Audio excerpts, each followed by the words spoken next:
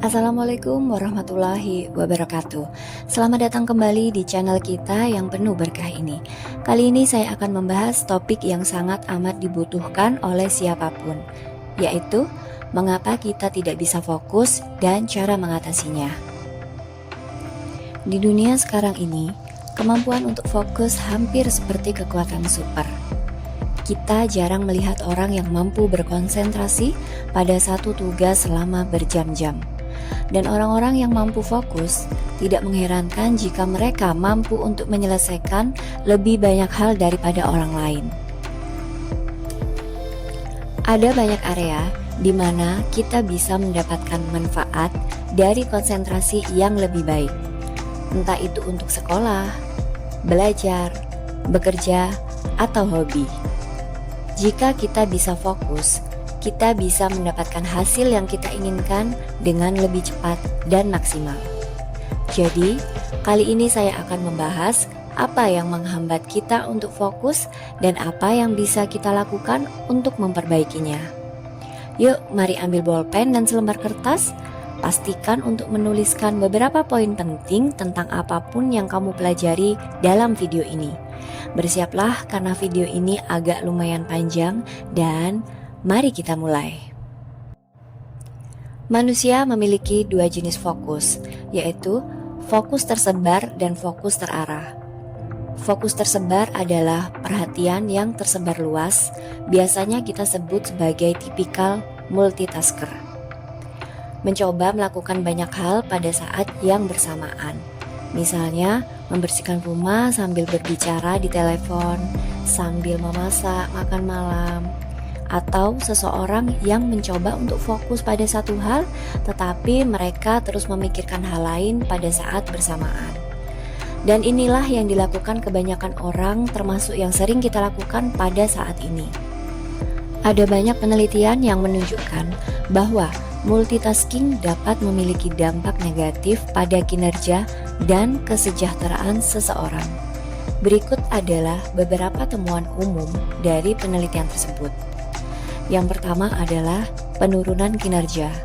Kemudian yang kedua, resiko membuat kesalahan.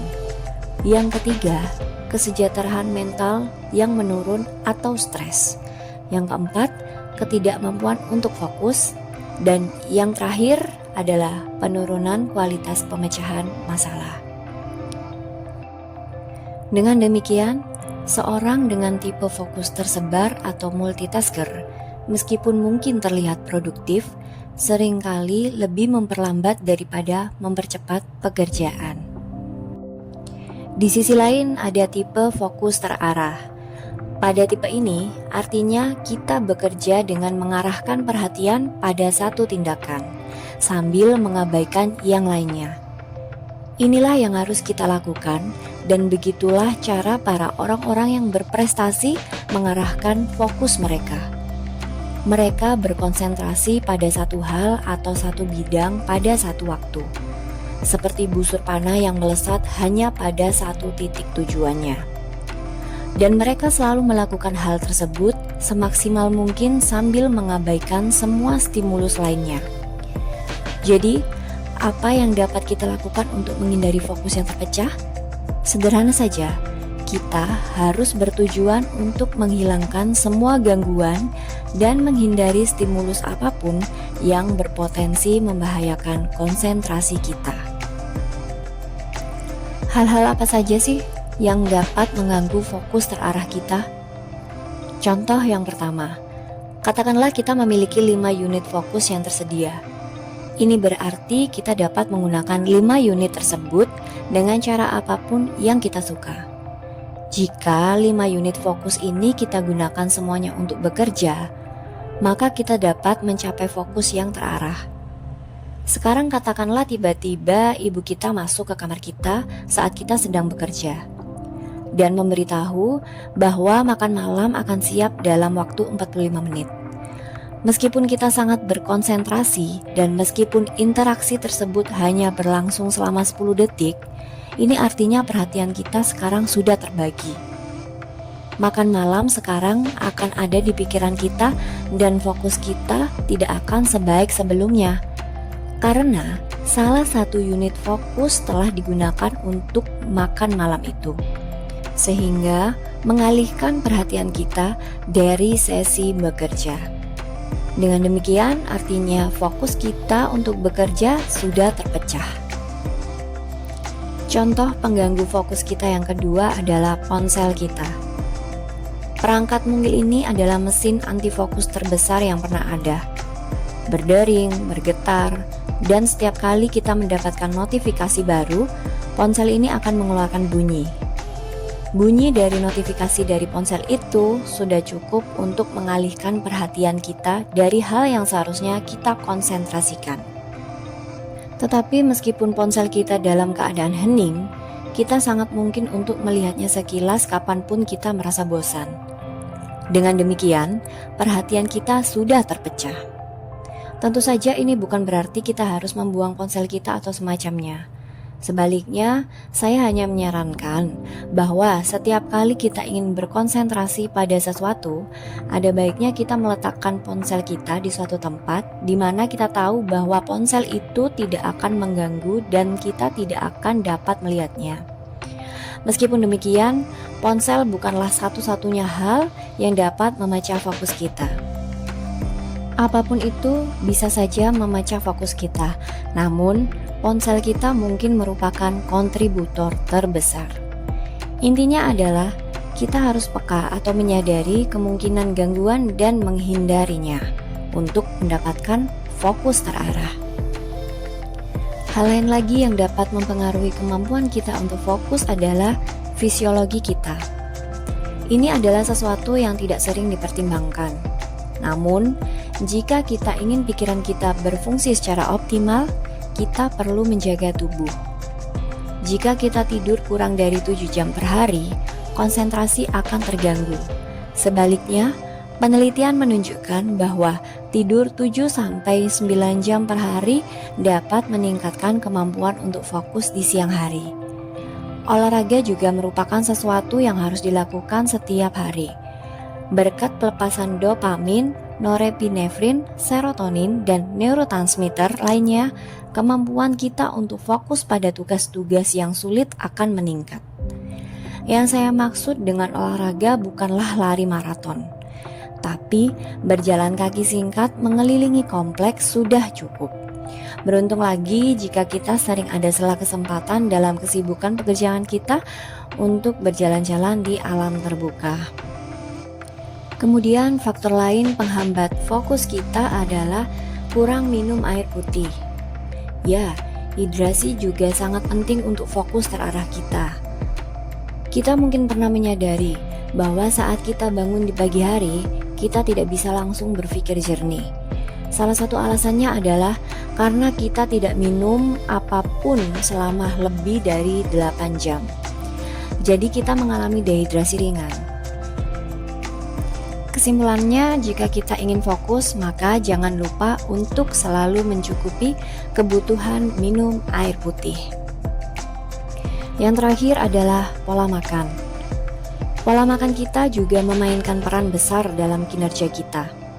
Jika kita memanjakan diri dengan makanan yang tidak sehat atau minum soda, maka akan merugikan atau merusak otak kita. Makanan yang tinggi kandungan gula dapat menyebabkan kabut otak dan ketidakmampuan untuk berkonsentrasi. Kita mungkin bisa mencari beberapa alternatif makanan yang lebih sehat untuk kesehatan otak kita juga. Jadi, jika kita ingin lebih mudah fokus, pastikan untuk menjaga asupan makanan yang bergizi yang masuk ke dalam tubuh kita. Nah, setelah kita tahu faktor-faktor apa saja yang dapat mengganggu fokus terarah kita, sekarang mari kita lihat bagaimana cara untuk membangun atau melatih fokus kita. Perlu dicatat bahwa konsentrasi adalah sebuah keterampilan. Kita bisa melatih fokus kita seperti halnya kita berlatih olahraga. Semakin sering kita melakukannya, semakin baik kita melakukannya. Ketika kita awal memulai berlatih fokus, kita mungkin bisa fokus hanya selama 10 menit. Tetapi ketika kita melakukannya hari demi hari, kemampuan kita untuk berkonsentrasi akan semakin kuat dan kita akan dapat melakukannya untuk waktu yang lebih lama. Jadi, jika saat ini kita tidak dapat berkonsentrasi selama berjam-jam, ini tidak apa. Kita bisa melatih fokus terarah kita perlahan dari waktu ke waktu. Dan cara terbaik adalah melatih fokus terarah kita dengan meluangkan satu waktu tertentu dalam satu hari kita, kemudian menghilangkan segala distraksi untuk berkonsentrasi secara intens hanya pada satu tugas. Pada dasarnya, kita ingin menjadikan konsentrasi atau fokus terarah sebagai kebiasaan rutin. Banyak dari kita yang menunggu kesempatan ketika semuanya sempurna, ketika kita merasa termotivasi, dan ketika suasana mendukung baru kita mulai mencoba untuk fokus. Tapi ini adalah pendekatan yang salah.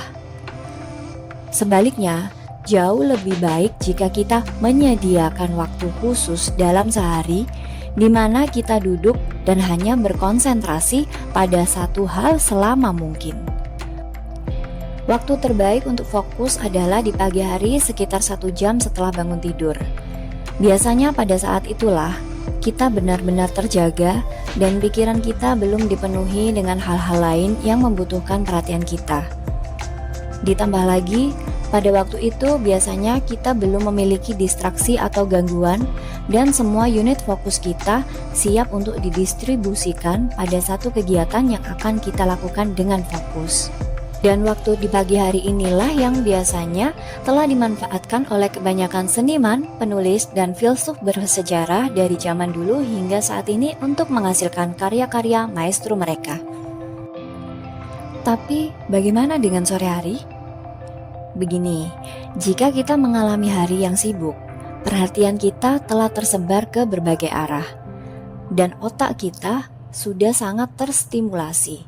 Itulah mengapa jauh lebih mudah untuk fokus di pagi hari, karena otak kita telah beristirahat selama kurang lebih 8 jam.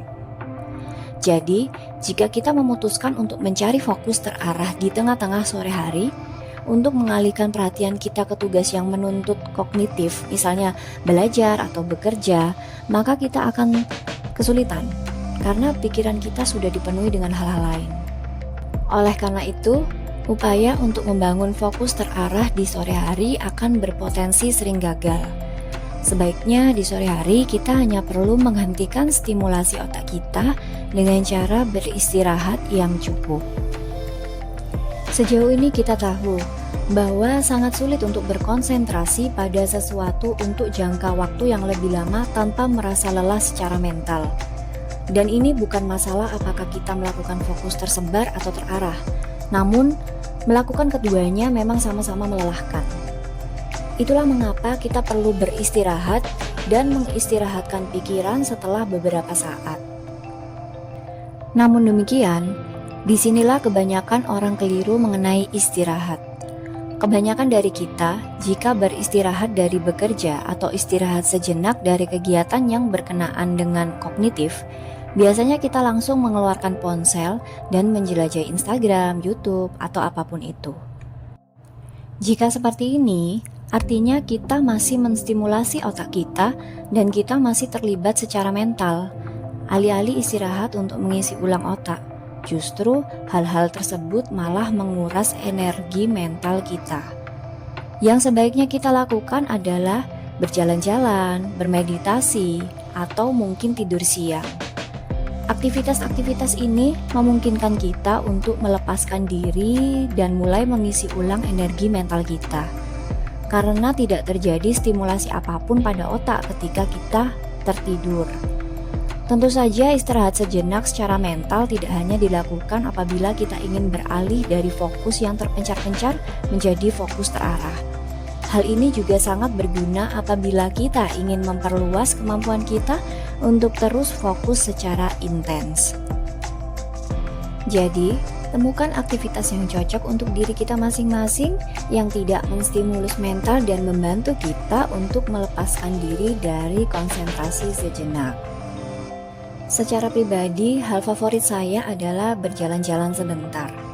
Hal ini membantu saya untuk mengisi ulang mental saya setiap saat. Sejauh yang saya tahu, Teknik yang sempurna yang menghubungkan antara fokus yang intens dan istirahat mental adalah teknik Pomodoro. Nah, untuk next video, insya Allah saya akan membuat video yang membahas tentang metode ini. Tapi saya akan membahasnya sekilas di sini. Jadi, cara kerja teknik Pomodoro adalah kita memilih tugas yang ingin kita fokuskan, kemudian kita mengatur timer selama 25 menit dan tidak melakukan apapun kecuali berkonsentrasi pada tugas yang kita pilih tersebut. Ketika timer berdering, kita beristirahat selama 5 menit dan memulai kembali timer. Jika kita telah menyelesaikan 4 sesi 25 menit, kita bisa ambil istirahat lebih lama, biasanya kurang lebih 30 menit. Tentu saja untuk masalah timernya ini tidak harus sama 25 menit bekerja dan 5 menit istirahat ya, sesuaikan dengan kapasitas diri masing-masing. Misalnya ketika saya membuat video, saya biasanya mengatur timer selama 60 menit bekerja dan kemudian beristirahat selama 15 menit. Jika kamu berhasil mengikuti waktu yang telah kamu buat sendiri, maka selamat, fokus kamu sudah lebih baik daripada kebanyakan orang. Baiklah, karena video kali ini adalah video yang panjang, maka saya akan rangkum semua yang baru saja saya bicarakan menjadi poin-poin singkat. Yang pertama, fokus. Ada 2 jenis fokus, yaitu fokus tersebar dan fokus terarah. Kita ingin mencapai fokus terarah sekaligus menjauhi fokus tersebar. Yang kedua, cara terbaik untuk menghindari fokus tersebar adalah menghindari gangguan. Setiap kali ada sesuatu yang mengganggu kita, maka hal itu akan mengambil unit fokus kita.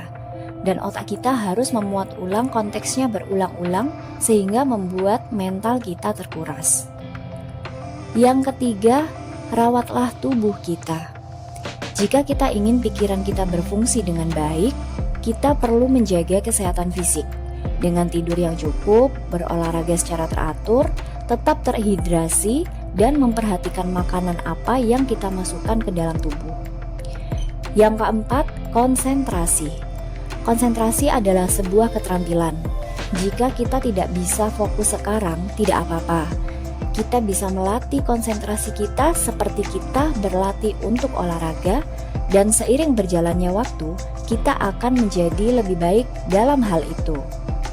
Yang kelima, jadikan fokus sebagai kebiasaan sehari-hari. Jangan hanya menunggu motivasi, tetapi tentukan waktu dalam sehari ketika kita akan fokus secara intens. Pagi hari adalah waktu yang paling optimal, karena biasanya tidak ada gangguan dan otak kita belum disibukkan dengan banyak hal. Yang keenam, hentikan stimulasi pada otak kita. Bermeditasi, berjalan-jalan, atau tidur siang. Biarkan otak kita berhenti sejenak dan jangan melakukan sesuatu yang menstimulus seperti menjelajah internet, YouTube, atau lain-lain. Hal ini sangat penting jika kamu ingin fokus di kemudian hari. Yang ketujuh, istirahat. Beristirahatlah secara teratur. Berfokus akan sangat cepat melelahkan. Jadi, istirahatkan pikiran kita supaya dapat fokus lebih lama. Dan pastikan kita benar-benar beristirahat dan tidak menstimulasi pikiran sama sekali. Yang terakhir yaitu ke-8, gunakan teknik Pomodoro. Ini adalah metode sempurna yang menyatukan fokus yang intens dan istirahat yang teratur. Jika tidak ada yang lain, jadikan teknik ini sebagai kebiasaan harian kita. Saya juga mengaitkan setiap tips dengan ayat Al-Quran yang relevan, karena banyak petunjuk berharga dalam Al-Quran yang dapat membantu kita memperbaiki fokus dan konsentrasi kita. Salah satunya adalah yang sering saya lakukan untuk mengembalikan fokus adalah mempraktekkan meditasi. Ya, menurut Al-Quran, meditasi adalah cara yang baik untuk melatih pikiran kita agar tetap tenang dan fokus. Praktek meditasi secara teratur dapat membantu meningkatkan konsentrasi kita secara keseluruhan. Terdapat pada surat Ar-Ra'd ayat 28 yang mengatakan, orang-orang yang beriman dan hati mereka menjadi tentram dengan mengingat Allah. Ingatlah, Hanya dengan mengingat Allah, hati menjadi tentram. Sekian untuk video kali ini. Terima kasih banyak telah menonton sampai akhir. Semoga video ini membawa manfaat bagi kita semua yang menikmatinya, dan semoga kita semua bisa lebih fokus daripada kemarin. Jangan lupa berikan like, komen, dan subscribe video ini. Wassalamualaikum warahmatullahi wabarakatuh.